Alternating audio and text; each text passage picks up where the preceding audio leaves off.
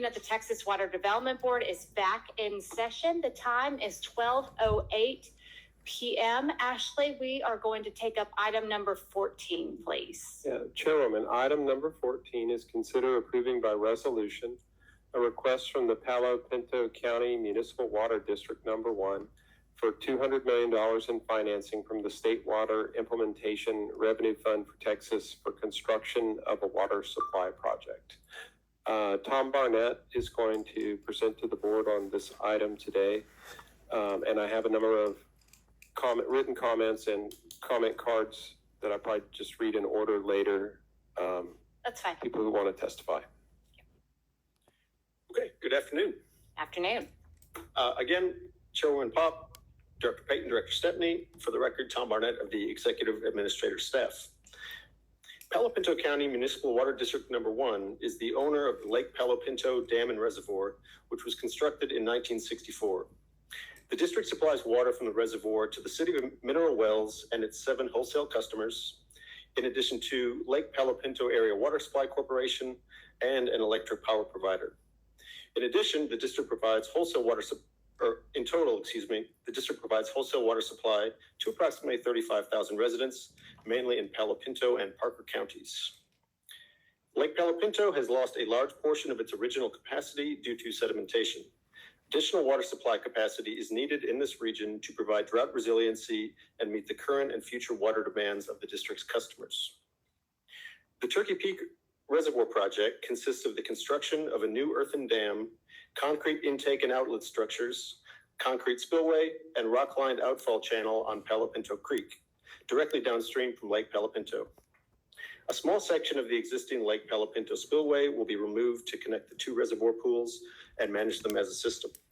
Ultimately, the Turkey Peak project will increase the combined storage capacity of the 2 reservoirs to be greater than what the district was permitted to impound when they first received their water right back in 1962. The project also includes necessary road construction associated with the new reservoir footprint, as well as downstream mitigation activities, including stream restoration and invasive species management, as outlined in the 404 permit the district received from the U.S. Army Corps of Engineers in 2018. This project has previously received approximately $37 million in TWDB funding to finance the planning, acquisition, and design, dating back to 2009.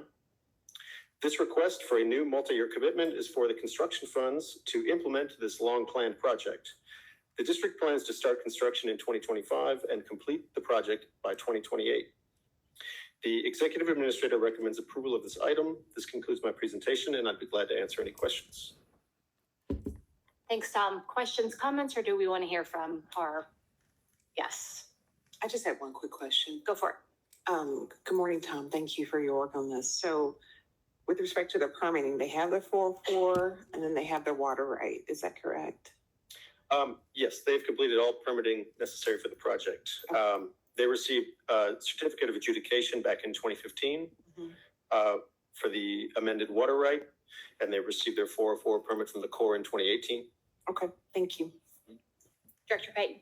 This has been a project that's been on the books for a long, long time. It's in the state water plan. It's been contemplated for many, many years. Is that right? That is correct. It was in, it goes way back to it was in the 2001 Region G Regional Water Plan. It was first recommended as a strategy in the 2006 plan, and it's been recommended in every subsequent. It's gone through the regional water planning process. It's been vetted at that level to get where it is here. Yes, and I believe, they first did studies on the need for the project back in the 1980s, but it's been recommended in every state water plan since 2007. Okay. Thank you. Good question. With that, we'll open it up to public. Who do you have? Okay, first I have written comments from 4 people. I have written comments from Leah Burns, from Luke Dolson, from Lisa Jones, and from Gayla Wigley. Ms. Jones and Ms. Wigley are attending via webinar. The others are not. They do not wish to address the board today, but they have expressed an opinion as opposed to the project.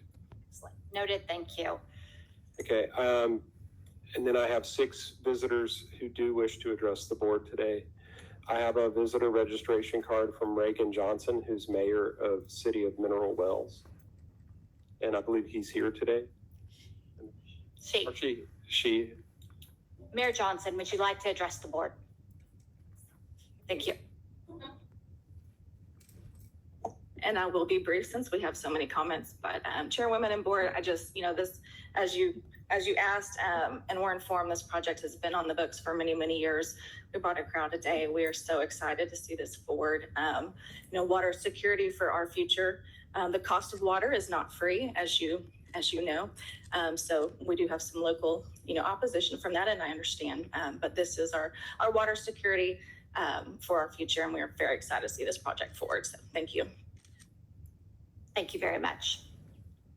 Okay, I also have a visitor registration card from Howard Huffman, who's general manager of Palo Pinto County Municipal Water District Number 1. Mr. Huffman? Chairwoman Pop, Ms. Stepney, and Mr. Payton. I've heard some interesting comments here today, especially one that caught my ear about economic development. And as this system has gone through 2 severe droughts in the past decade, this project is not about economic development. In my personal opinion, it is simply economic survival. This region is growing. The past census due to COVID, we're a rural county. We weren't counted. We were estimated. All of these factors work against us in telling the true picture, but growth is happening down the I-20 corridor into our county. And in 1961, the state legislature formed this water district with a single charter. And that charter was make sure these people have something to drink. Now, this lake went on the state water plan early in the 2000s. That was preceded by 15, 20 years of intense planning and study to make sure this was the solution. I don't have to explain to any of you the complexities of building a reservoir and how they actually come to construction. But starting in 2008, we did start our permitting process with the Corps. In 2018, that process was completed. We have TCEQ's approval on our dam design. We have the Texas Water Development Board's approval on our dam design. We have all permitting up to date and in place to support construction. And to this, the $37 million you've already loaned us, we have completed land acquisition, sufficient to start construction, the full design work. We've done everything that was asked of us to do. And I thank you today. And the district certainly appreciates your support over the years, and we look forward to working with you in the future. Thank you, Mr. Huffman. Ashley, who else do we have signed up? Chairwoman, I have a visitor registration card from David Klein, who's Palo Pinto County Municipal Water District Number 1, and he's indicated he wishes to address the board too. Mr. Klein? Yes. Okay. Now, good afternoon. Again, Chairwoman, members, General Counsel, given the option of whether to make comments or not make comments, my inner lawyer makes me want to say yes, even though I've got nothing to add at this time. I just want to reserve my time in case there's a need to respond to additional questions from y'all or comments that are made by people that may be in opposition to this. Noted. You have the right to come back up. Thank you. Chairwoman, I have a visitor registration card from Richard Watts, who is attending via webinar and indicates he wishes to address the board. All right. Do we have Mr. Watts online?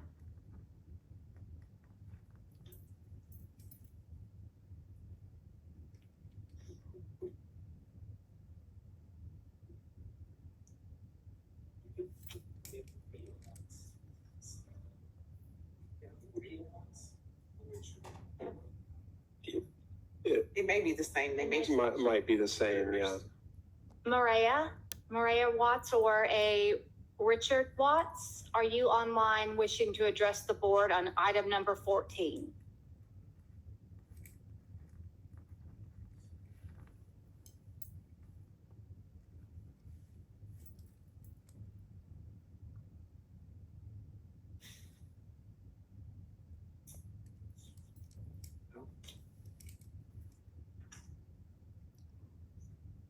Mayor Johnson, do you know if it's a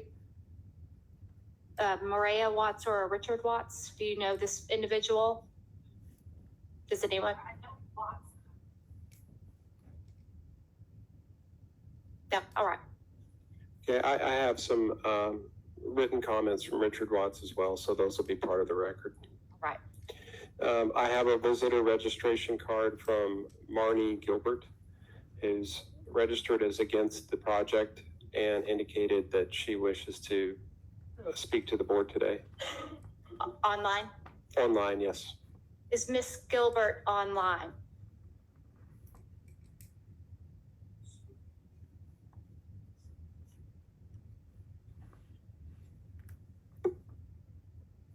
There's no. We will move to the next. Yeah, yes, I also have one from visitor registration card from Richard Jones, who is attending via webinar and says he's against the project and wishes to address the board. Mr. Jones, are you online and wish to address the board on item number 14? Yes, can you hear me? Yes, Mr. Jones, you have to turn your camera on.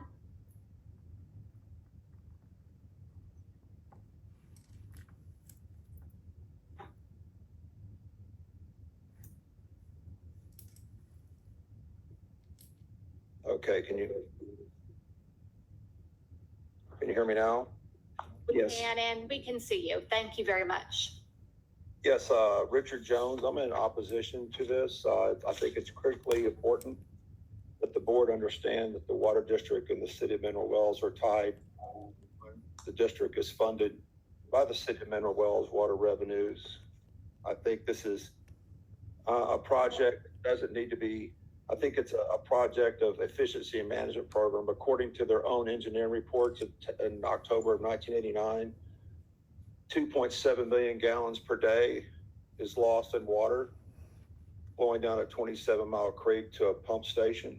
That's almost 1 billion gallons of water lost from this lake to what the existing is, should be another alternative. And when alternatives are spoken about, we can never get actual numbers to the alternatives for this project. For example, they have told us that it costs $400 million to dredge Lake Palo Pinto, but when asked the water district or the city council, we can never get any cost, any analysis or engineering studies to back those numbers up. My second point is that the budget numbers of the water district they're using are not accurate and current. For example, for years, the water district has told the public a new 20 million gallons per water treatment plant would cost $40 million. This is completely inaccurate figure in the 2024-25 cost. A 20 million gallon per day treatment plant is in excess of $200 million. Another example of the water district's false, misleading numbers in their analysis of the alternatives to the Turkey Peak project. And finally, or my third point would be most importantly, I live on the Lake Palo Pinto. I see it every day. My neighbors have an estimated 65 years of living on this lake and have watched the history of this lake. There's only one water source in the Lake Palo Pinto. That's Palo Pinto Creek. It's not the Brazos River like Possum Kingdom or nearby Lake Granbury. In the Palo Pinto Creek, there are no flow studies they've done. It only fills with rainfall, and it takes an excessive amount of rainfall to fill this creek, okay? So you're trying to fill, you can't consistently fill one water bucket in Lake Palo Pinto, much less another reservoir from this creek alone. And finally, the city of Mineral Wells is currently under 2 legal investigations by the state of Texas Public Utilities Commission for illegally raising the rates on its citizens and wholesale customers, such as Santo control numbers 55970 and 56069. They raised the water rates 146% to justify the revenue to pay for Turkey Peak. However, the water district in their application states Mineral Wells is an economically disadvantaged town. How can such an economically disadvantaged town ever pay for a massive project such as Turkey Peak? I will tell you, in the last primary election, I and others walked 3,500 homes in this District 60 election, which was won by another representative. That new representative will change chairs in January. Governor Abbott visited mineral wells, and this is the number one issue in Palo Pinto County. And this is the largest flip in the state. 72 to 18 went from 53 to 47, and the voters spoke loud and clear in this county. We cannot get accurate numbers. The water district is not providing numbers. And for my last example is they've said this water treatment plant will cost $40 million. They finally acknowledged that they have to pay or go get $400,000 bid from an engineering firm.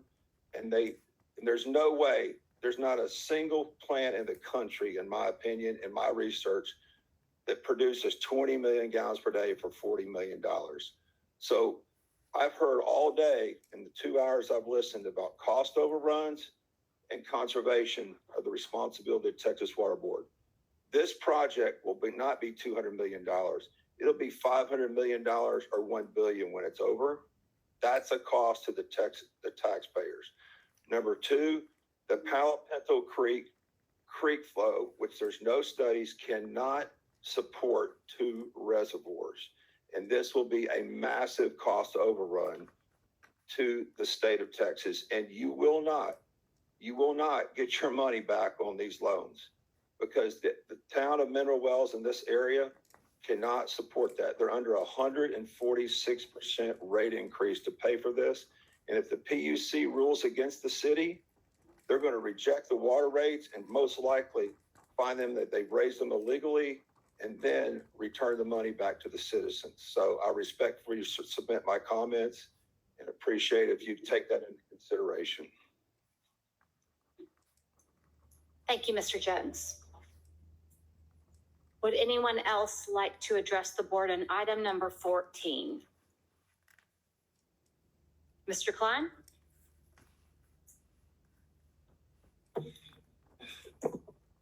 Okay. Thank you. I just want to address a couple of comments that were made there. First of all, in terms of transparency and making information available, the district put its application that it submitted here with the Water Development Board on its website. It has been there for the public to see. And as y'all have already asked and been told or been answered, that this is a project that's been on the books for a long time. There's been a lot of planning. There's been a lot of experts.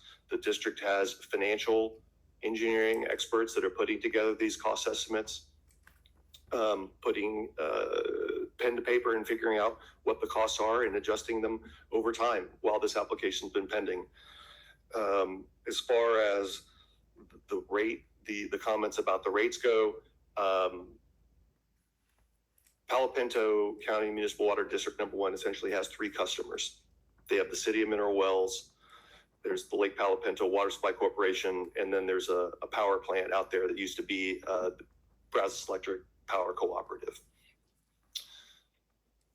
Lake Palo Pinto Water Supply Corporation has not protested any of the charges that they received from the district. The power plant hasn't. As far as the city's rates go, the city hasn't protested anything from the city.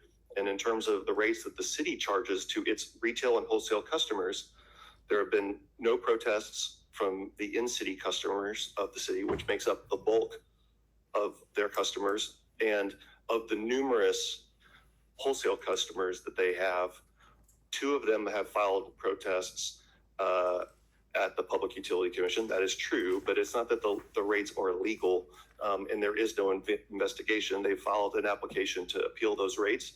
And that application has been sitting for 6 months, and those water supply those 2 wholesale customers haven't done anything for 6 months about these rates.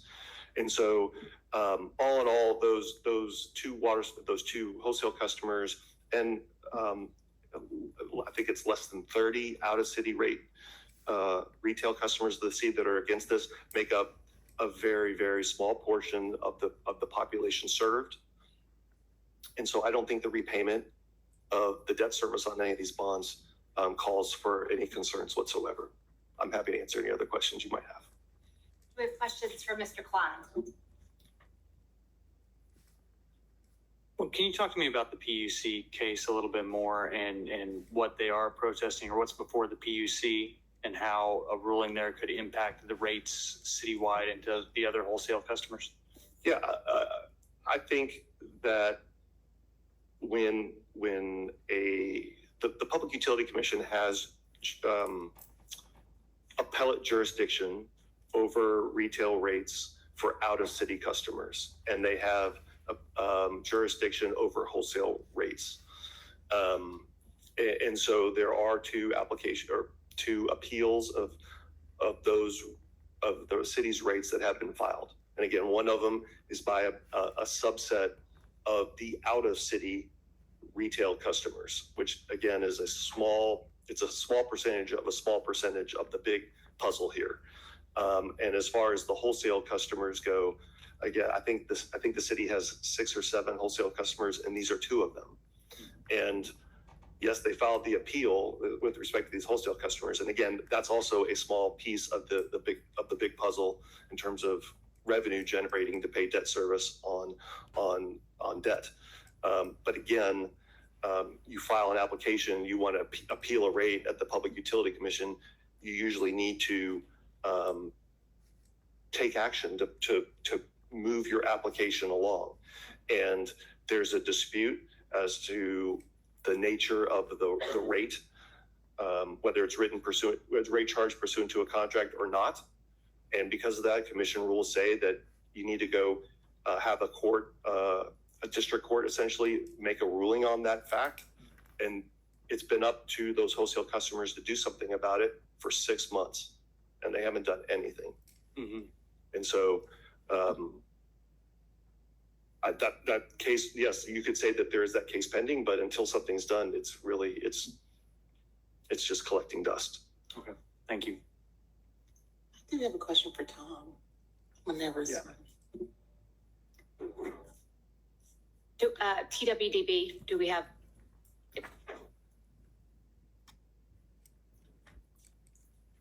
Thank you, Madam Chair. Tom, so the risk score is 2C, right? And so we went through our credit review, we went through our financial evaluation, and just talk a little bit more about that, because I know our staff do an in-depth review to make sure that before something's recommended to the board, that there's a pretty good feeling that you can pay the money back. So can you talk about that?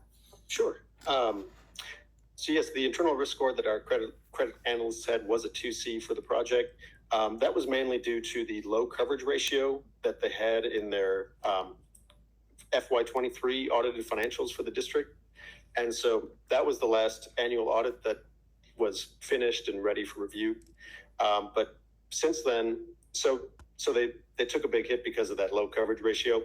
That was before the rate increase. Once the district implemented that new rate increase, then it's a different picture where they are able to meet coverage. So that was the biggest factor. Thank you. Director Payton, questions? Sorry, did I see there is an additional rate increase of $10 coming in 2024, or is that the same rate increase we talked about? No, that was already implemented. That was the $10, the increase to the wholesale rate that the district implemented. Okay, got it. No. Okay, I don't have any, I trust our financial team to have done their research on this. And yes, it's not the highest rated credit we've seen come across the desk, but we're also very conservative in our underwriting standards. So appreciate that. We are very conservative, and this, the credit score was taken before the actual rates, the new rates were implemented. So it is a very different picture today, correct? That is correct. Okay. Is there anyone who wishes to address the board on item number 14? Anyone else? No. Any other questions, comments from my board members? No. I don't have anything. All right, thank you.